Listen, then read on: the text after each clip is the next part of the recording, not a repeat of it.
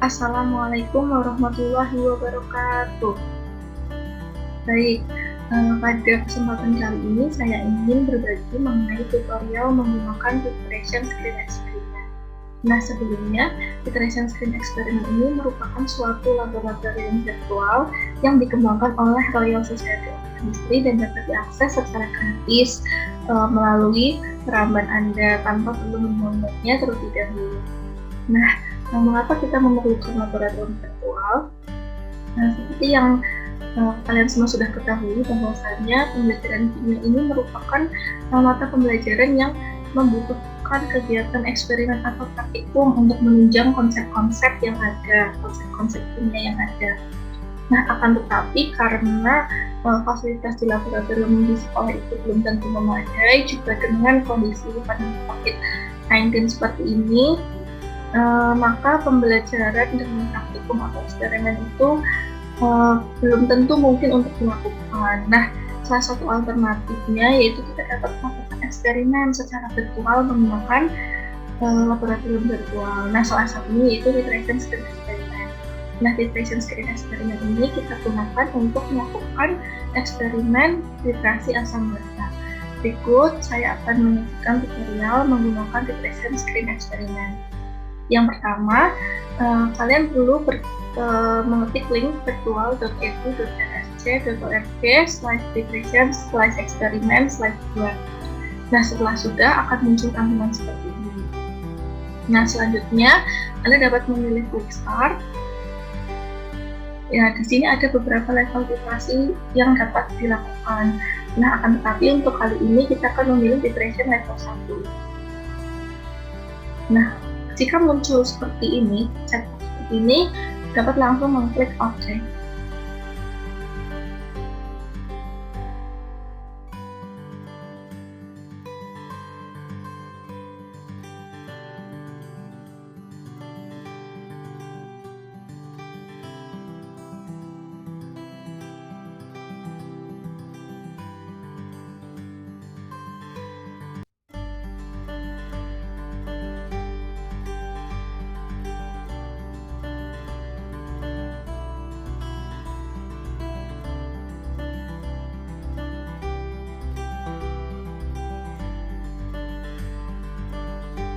Nah, baik, untuk tampilan yang akan muncul pertama yaitu seperti ini.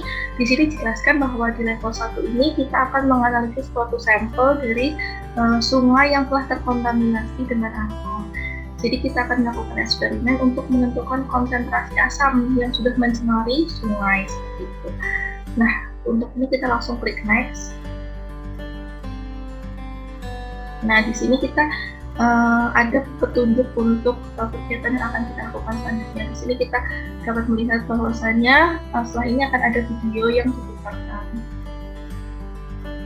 Nah, ini merupakan suatu video tentang filtrasi dan kita dapat menontonnya terlebih dahulu.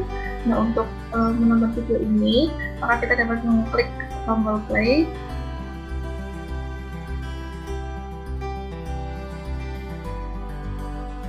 Nah, karena waktu kita terbatas, kita bisa langsung klik next.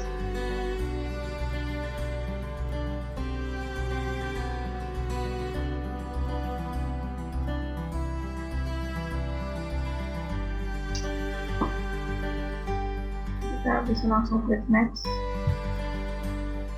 Baik, nah di sini kita bisa langsung klik finish. Nah, selain ini merupakan resume atau rangkuman dari kegiatan yang sudah kita lakukan tadi.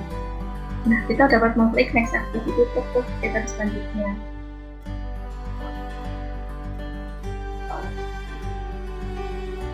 Nah, di sini ada suatu keterangan yang menyatakan bahwa kita akan mengerjakan suatu kuis. Kita dapat klik next. Nah, di sini kita dapat mengerjakan kuis-kuis ini. Jadi di sini ada suatu pernyataan dan kita diminta untuk melengkapi pernyataan tersebut. Jadi ini ada suatu pernyataan yang belum lengkap. Nah, kita diminta untuk memilih salah satu dari 3 pilihan jawaban. Caranya itu dengan menyeret kotak ke dalam kotak biru ke dalam kotak putih seperti itu ya. Nah, di sini kita dapat memahami pertanyaan berikut dulu. Yang pertama, dari hidroklorik asid atau HCl ini ketika dilarutkan dalam air, dia akan terdisosiasi secara sempurna. Nah, untuk pertanyaan kedua, ketika asam dan basa bereaksi untuk membentuk air dan garam, itu merupakan reaksi netralisasi ya. Nah, selanjutnya ada indikator membantu kita untuk melihat titik-titik ketika titrasi dengan menyebabkan perubahan warna. Ini ada point of neutralization. Jadi indikator ini dapat membantu kita untuk melihat titik neutralisasi ketika terjadinya titrasi dengan menyebabkan perubahan warna seperti itu. Pertanyaan selanjutnya, pH dari air rata-rata itu 7, yang artinya netral. Betul. Nah, selanjutnya titrasi dapat digunakan untuk menentukan titik-titik suatu asid menggunakan suatu basa yang diketahui konsentrasinya. Nah, titrasi ini kita dapat mengetahui suatu konsentrasi suatu zat yang belum diketahui menggunakan konsentrasi zat yang diketahui. Jadi kan di sini basa ini sudah diketahui konsentrasinya, maka asamnya ini belum diketahui atau unknown concentration. Seperti itu. Nah, jika semua pertanyaan sudah terjawab dan kita sudah yakin dengan jawabannya, kita dapat mengklik cek. Nah, karena sudah benar semua, kita bisa langsung klik finish. Nah, selanjutnya kita dapat mengklik next activity.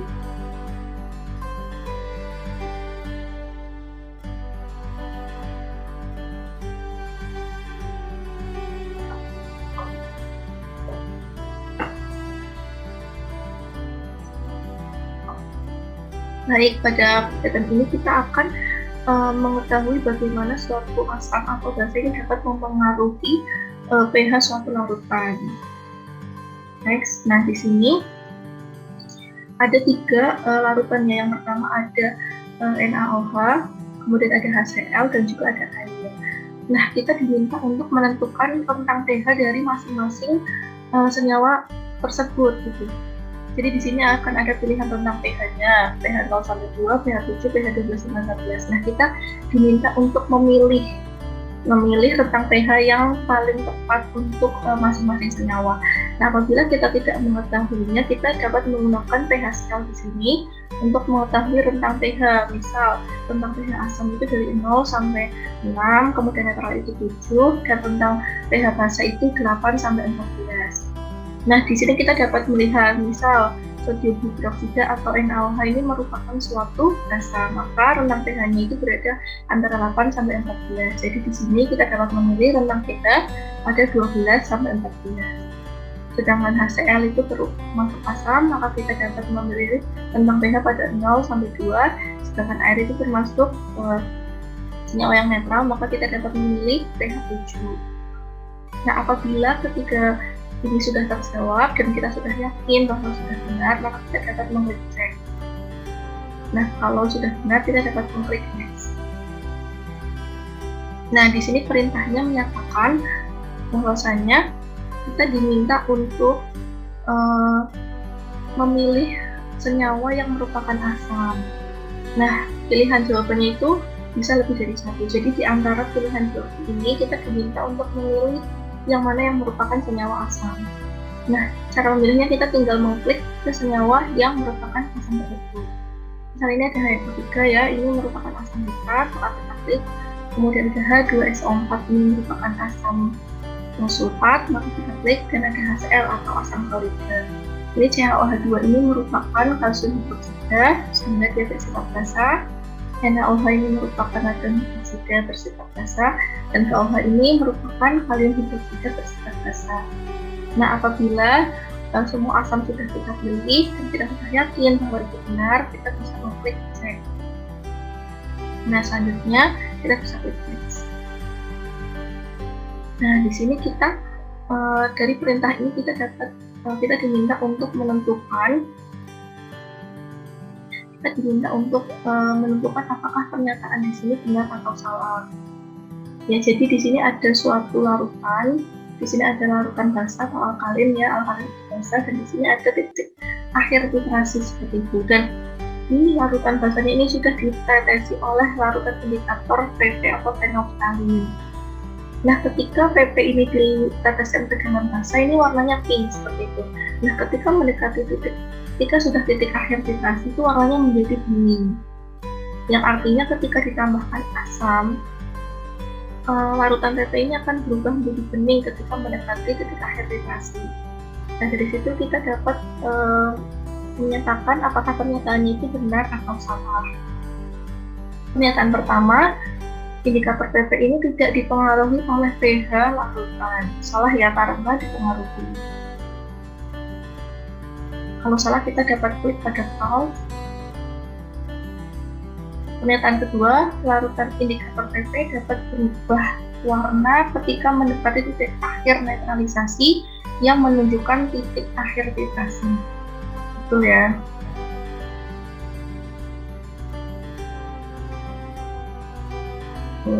Pernyataan ketiga, ketika menambahkan asam ke basa, maka indikator PP akan berubah warna dari bening menjadi pink saat titik akhir titrasi. Nah, harap kalian perhatikan bahwasanya di sini penambahan asam ke basa, perubahannya dari bening ke pink. Salah ya, karena saat basa itu warnanya pink, sedangkan saat ditambah asam warnanya itu akan bening seperti itu. Jadi pernyataan yang ini, yang nomor 3 itu salah. Nah, ketika sudah terjawab semua dan kita sudah yakin benar, kita dapat mengklik cek. Selanjutnya kita dapat klik ini.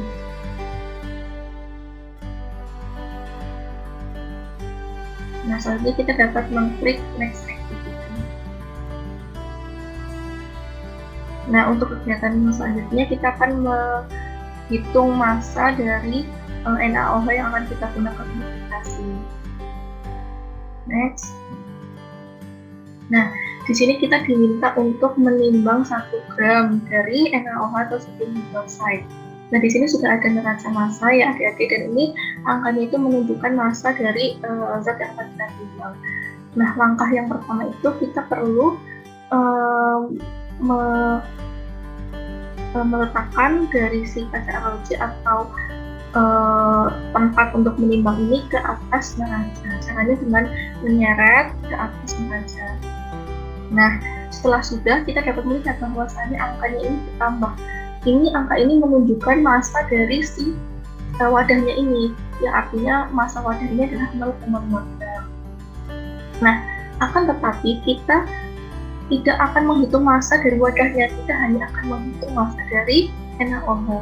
Maka dari itu kita perlu mengklik R untuk menjadikan angkanya itu 0 kembali. Nah, dapat teman-teman lihat bahwasanya di sini sudah 0. Nah, untuk menambahkan NaOH kita perlu menyeret spatula ini ke dalam uji eksperimen. Nah, di sini untuk menambahkan NaOH kita dapat mengklik dari 3 ikon ini. Nah, perbedaan dari 3 ikon ini menunjukkan kuantitas. Yang ini tuh apabila kita klik yang ini, maka NaOH yang ditambahkan itu dalam kuantitas yang banyak. Sedangkan yang ini dalam kuantitas yang sedang, dan yang ini dalam kuantitas yang sedikit. Nah, kita harus pintar-pintar untuk membuat kombinasi supaya massa NaOH-nya itu tepat 1 gram.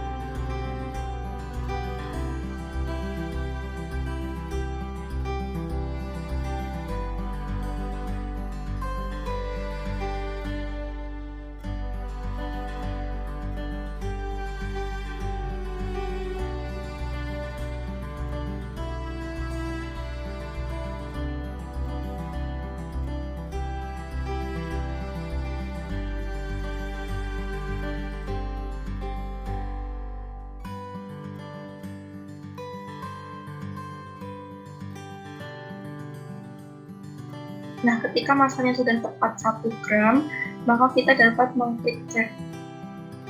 Setelahnya kita dapat mengklik finish.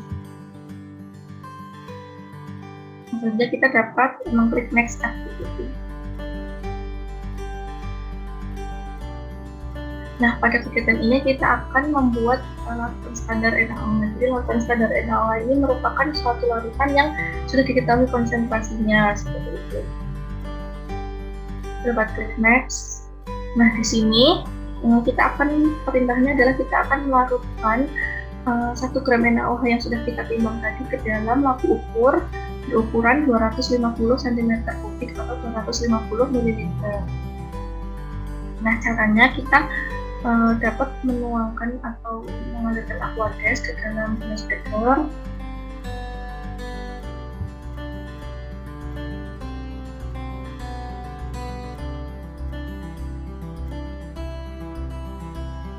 Nah, ketika kita sudah melarutkan aqua gas ke dalam glass beaker, kita tinggal memindahkannya ke dalam labu ukur. Nah, caranya itu menggunakan corong kaca supaya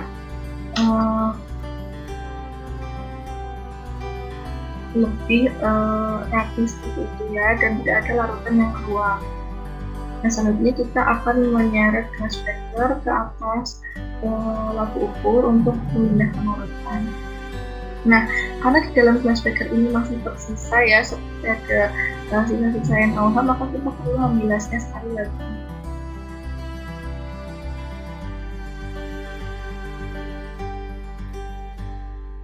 Nah, ketika sudah, kita dapat menuangkannya ke labu ukur. Baik, nah kita perlu menggojoknya supaya NaOH dapat larut semuanya. Nah, ketika tersisa sedikit, jadi untuk melarutkannya itu kita harus larutkan sampai tanda batas ini pada labu ukur. Nah, ketika tinggal tersisa sedikit lagi yang perlu kita tambahkan, kita menambahkannya menggunakan pipet tetes. Nah, di sini kita perlu menambahkan aqua gas atau air ya pada dalam labu ukur. Ini juga menunjukkan kuantitas, kita dapat kliknya.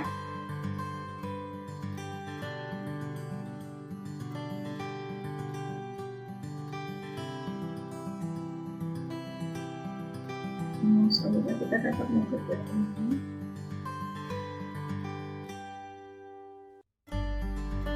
Nah, pada icon ini merupakan suatu perbesaran dari tanda batas yang ada di dalam labu ukur.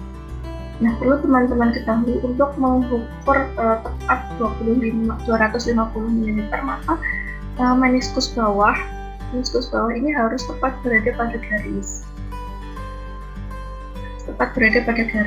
Maka dari itu kita dapat menambahkannya secara perlahan.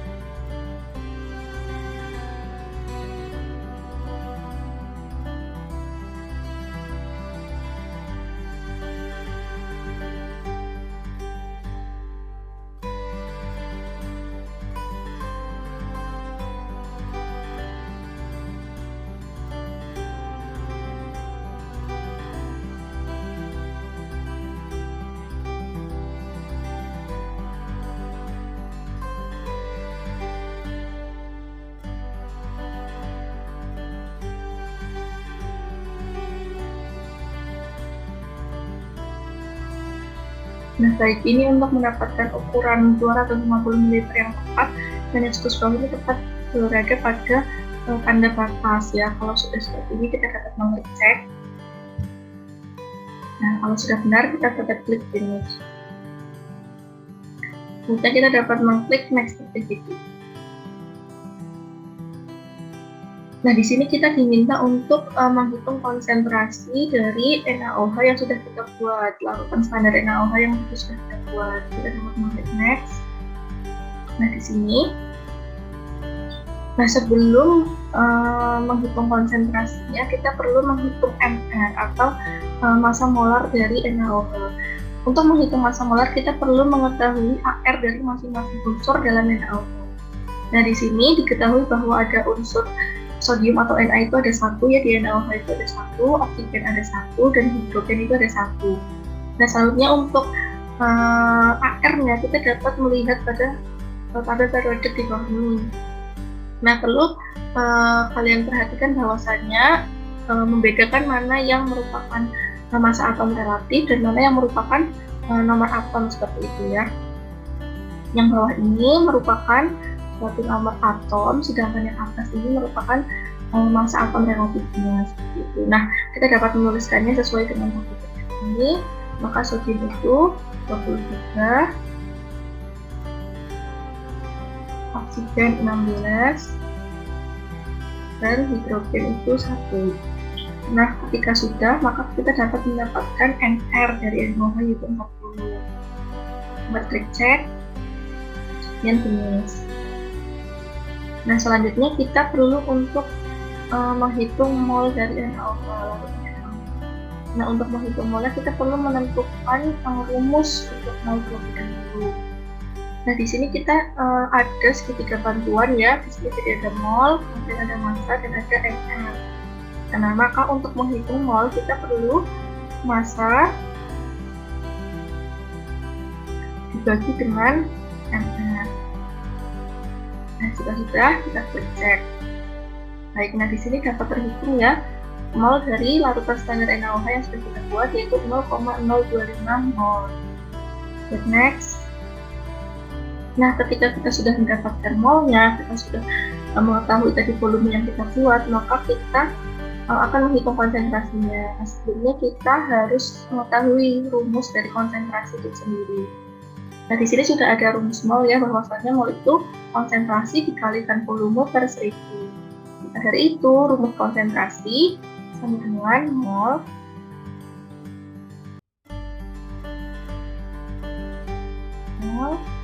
dikalikan 1000 bagi volume.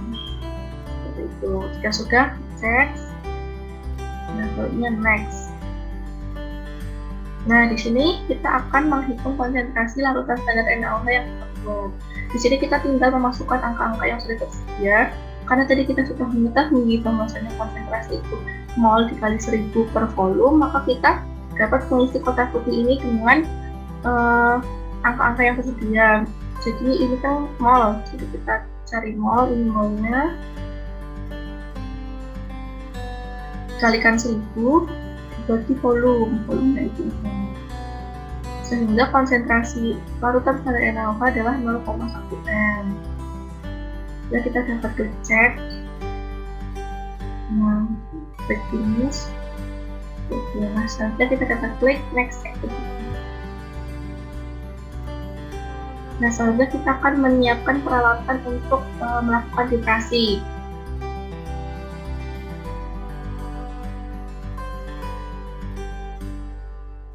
Nah, ini merupakan suatu gelas beker yang berisi larutan NaOH, larutan standar NaOH yang sudah kita tulis berdua. Nah, kita akan menggunakan sebanyak 25 ml NaOH. Nah, untuk mengambil 25 ml NaOH, kita membutuhkan pipet volume ini. Nah, sebelumnya kita perlu mencuci atau membilas pipet volume ini menggunakan larutan NaOH yang sudah kita buat. Caranya kita menyeret pipet NaOH ke atas gelas beker berisi larutan, kemudian kita tekan dan tahan icon up ini untuk mengambil larutannya. Nah, kita hentikan ketika sudah ada tanda rotate. Nah, rotate ini berfungsi untuk memutar pipet sehingga semua permukaan itu tercuci dengan atau terbilas dengan NaOH. Nah, setelah muncul tanda rotate ini, kita dapat rotate. Nah, Di sini diputar supaya NaOH ini mengenai semua permukaan dalam pipet volume. Nah, ketika sudah, kita dapat membuang air bilasan ini ke dalam glass beaker kosong. Caranya tinggal mengklik icon down.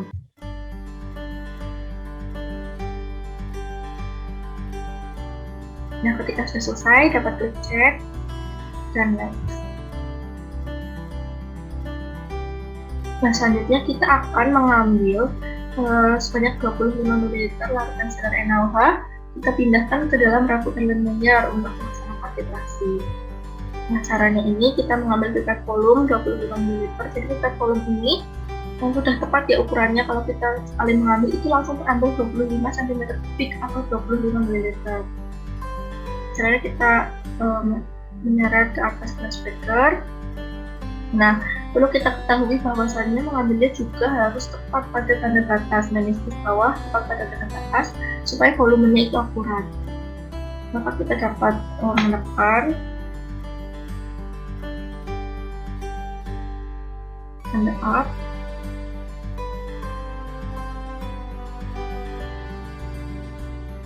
dapat kalian saksikan bahwasannya itu larutan NaOH-nya terambil dari dalam pipet.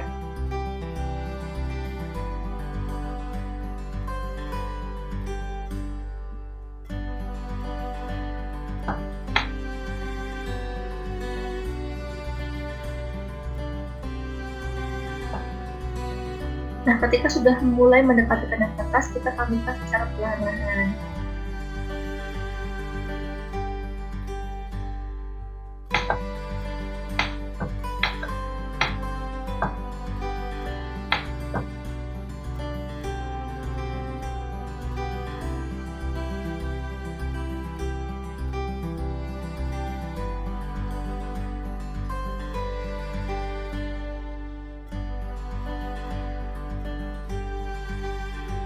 Nah, perhatikan bahwasannya meniskus bawah ini sudah tepat berada pada tanda batas. Nah, selanjutnya kita akan memindahkan larutan NaOH dalam pipet ke dalam larutan Erlenmeyer. Kita tinggal klik icon down.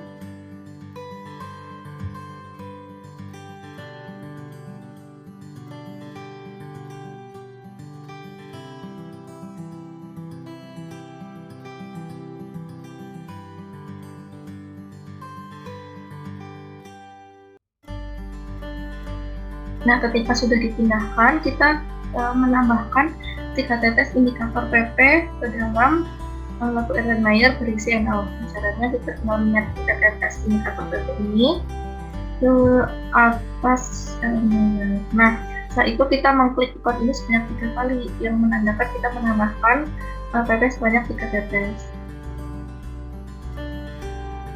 1, 2, 3.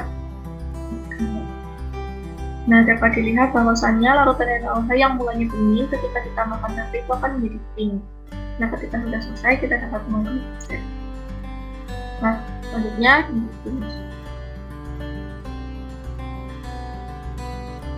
next activity. Nah, di sini kita akan merangkai alat titrasi atau merangkai buret ya, menyiapkan buret. Kita dapat klik next. Nah, karena kita akan menguji atau mencari tahu konsentrasi asam dalam aliran sungai ini, jadi sedikit informasi, jadi ini ada suatu aliran sungai. Nah, di daerah sini itu terjadi pencemaran asam. Pencemaran asam yang menyebabkan pH-nya itu akan turun. Nah, maka dari itu kita ingin mengetahui pada aliran-aliran yang dilewati ini apakah pH-nya itu turun atau tidak, dengan mencari tahu konsentrasi asam yang ada di dalamnya. Nah, di sini kita akan memilih salah satu situs, yaitu situs B, untuk kita cek di sini sampel airnya itu konsentrasi asamnya berapa, seperti itu. Nah, kita tinggal klik pada situs B ini. Nah, di sini perintahnya itu kita perlu mencuci buret ini menggunakan air atau aquatest. Nah, sebelumnya pada saat persiapan buret, pandangan mata itu berada di atas buret ya. pandangan mata, level pandangan mata itu berada di atas bulat, sehingga kita perlu menaikkan pandangan di atas bulat. Nah, setelah sudah, baru kita bilas bulat menggunakan aqueous air. Kita perlu menyeret ke atas bulat. Nah, kita tinggal mengklik icon ini untuk menambahkan air. Nah, dapat teman-teman lihat bahwasanya di sini air akan membilas bulat dan turun melalui keran ke atas ke dalam gelas beker seperti itu.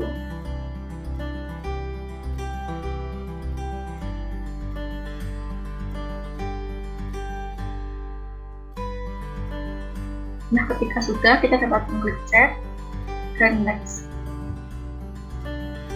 Nah, selanjutnya kita akan membilas bulat ini menggunakan air dari sampel B yang tadi sudah kita ambil dari sungai seperti itu. Nah, caranya kita perlu meletakkan corong di atas bulat terlebih dahulu. Nah, selanjutnya kita tinggal menambahkan air dari situs B, sampel air dari situs B di atasnya. Tinggal menuangkannya seperti itu. Nah, dari ini maka kita dapat melihat bahwasanya bulat ini terbilas ya oleh sampel air dari situs B. Nah, ketika sudah, kita dapat mengklik cek dan next. Nah, untuk melakukan titrasi, maka kita perlu mengisi bulat ini menggunakan sampel air dari situs B seperti itu. Nah, karena kita akan menggunakan itu, pastikan keran disnya tertutup supaya sampelnya ini tidak turun ke bawah. Caranya itu kita tinggal menutupkan seperti ini. Nah, ketika sudah tertutup sempurna, baru kita tuangkan sampel B ke dalam bulat. Nah, dapat teman-teman lihat bahwasanya di sini tidak ada air yang menetes, ya artinya keran ini sudah tertutup rapat. Nah, selanjutnya kita akan memindahkan corong ke atas semula. Nah, jika sudah, kita dapat klik cek dan next. Nah, karena kita saat titrasi ini kita perlu membaca volume dalam bulat, maka level pandangan kita ini harus sejajar dengan larutan yang ada di dalam bulat supaya kita dapat membacanya secara akurat. Maka kita perlu membenarkan level pandangannya terlebih dahulu, menyesuaikan level pandangannya sejajar dengan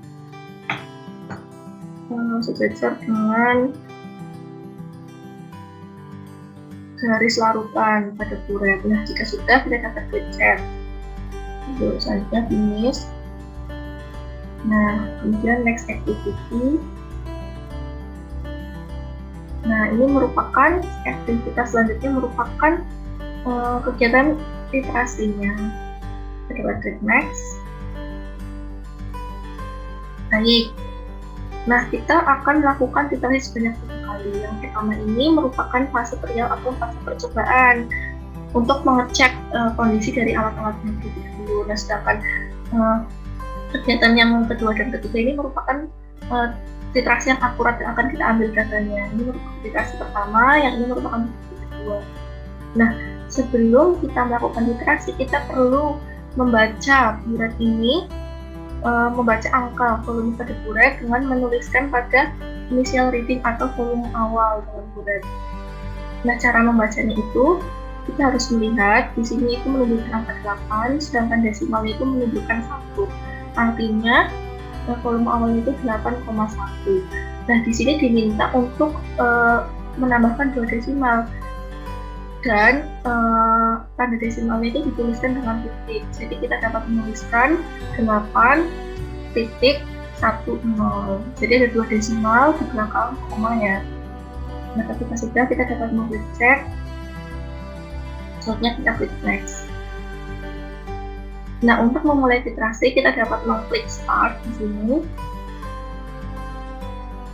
Nah, dapat kalian perhatikan bahwasannya ini titrasi sedang berjalan. Jadi di sini ada tetes-tetes sampel B yang jatuh ke dalam logic reminder berisi lautan standar NaOH. Nah, titrasi ini kita hentikan ketika larutan itu dingin. Nah, di sini kita klik stop. Nah, jika sudah, kita klik cek. Nah, selanjutnya kita klik next.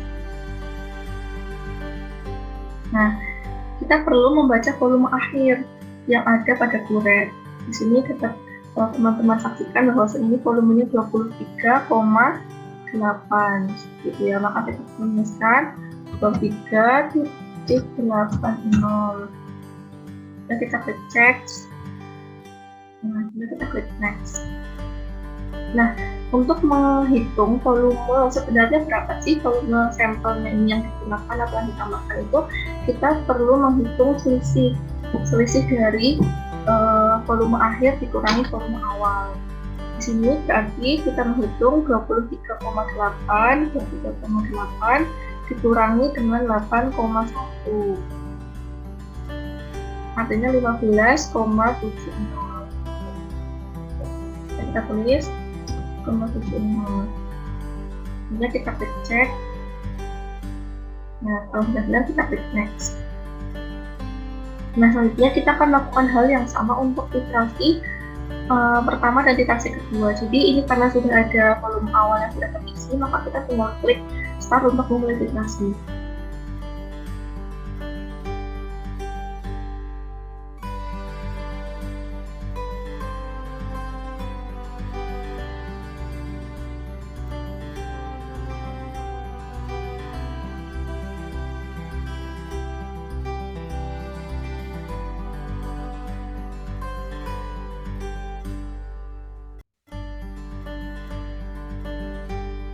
Nah, ketika sudah begini, kita dapat klik stop. Langsungnya kita klik check. Kita next. Nah, di sini kita perlu membaca angka pada kuret. Di sini menunjukkan bahwasanya volume yang dipakai itu 25,9. Jadi kita bisa mengatur 25,9.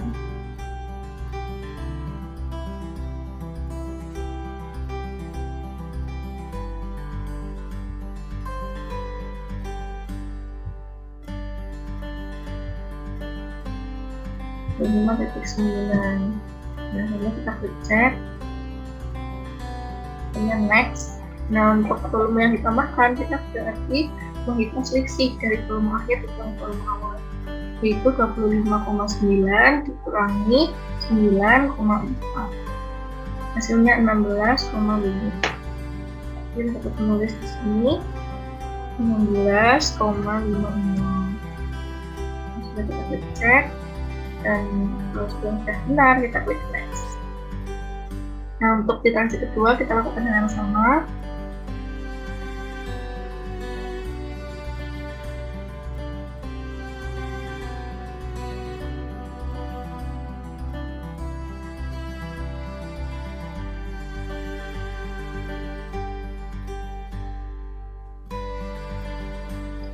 Kita klik stop.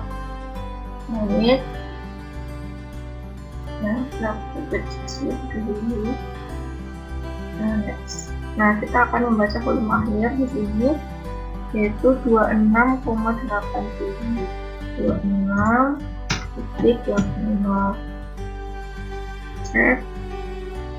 Next. Nah, selisihnya adalah 26,8 dikurangi 10,3, yaitu 16,56.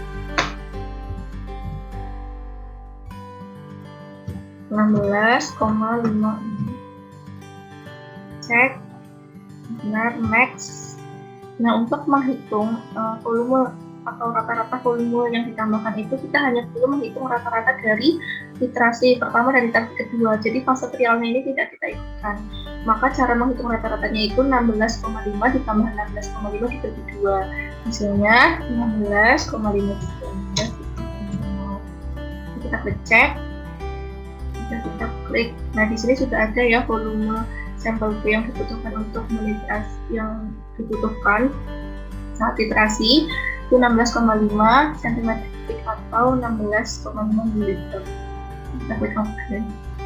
Nah, di sini kita tidak hanya akan menguji sampel B, tapi kita juga akan menguji sampel air yang kita ambil pada situs C. Nah, di sini kita dapat menuliskan ya dari yang terbaca. Nah, di sini itu 9, kemudian komanya 1, 2, 3. Nah, tidak tepat pada 3, juga tidak tepat pada 4. Yang artinya ini 5 ya. Jadi di sini dapat dituliskan 9,12335. Sudah kita klik cek. Nah, sudah benar, next. Nah, kita langsung titrasi saja.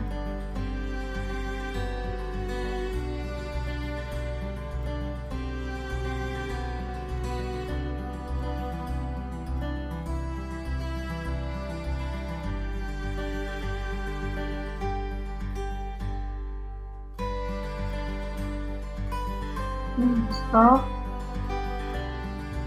cek, kemudian next. Dan ini kita dapat membaca volume akhirnya 41,26. 1,20. Kita klik cek dan next.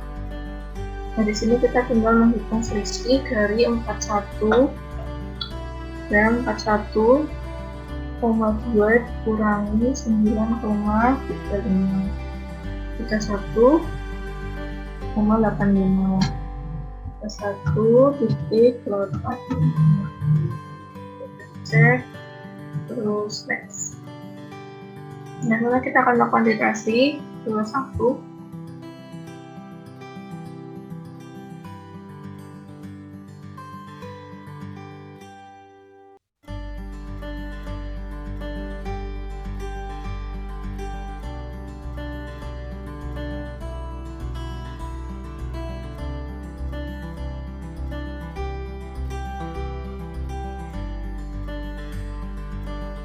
Jika sudah berubah warna ya, baru kita stop. Baru kita cek. Kemudian next. Nah, di sini kita dapat membacanya itu 44,35 ya. 44,35. Cek. Next. Nah, kita tinggal menghitung 44,35 dikurangi 10,25. Hasilnya 34,1. 34,10. Cek. Dan next. Kita akan konfirmasi lagi. Start.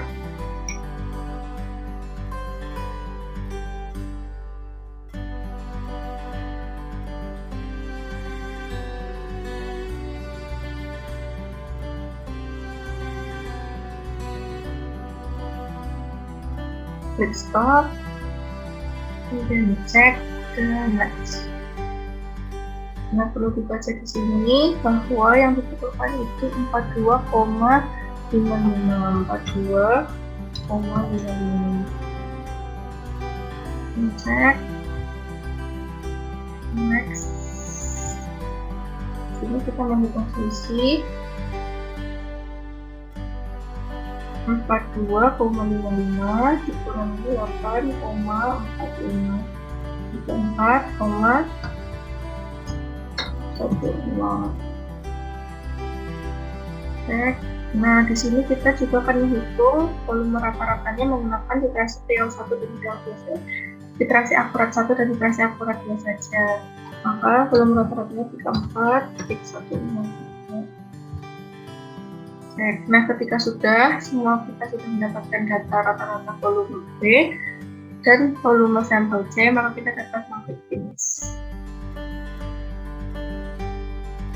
Lalu kita dapat ke next activity.